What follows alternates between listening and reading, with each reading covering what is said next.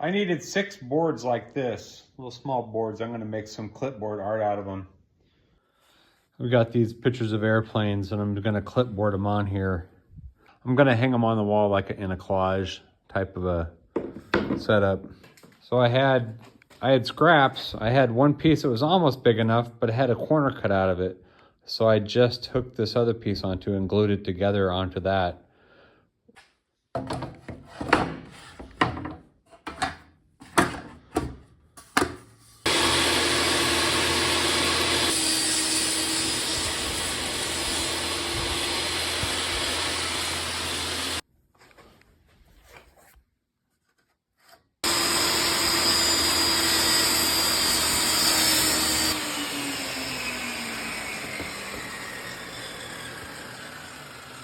There.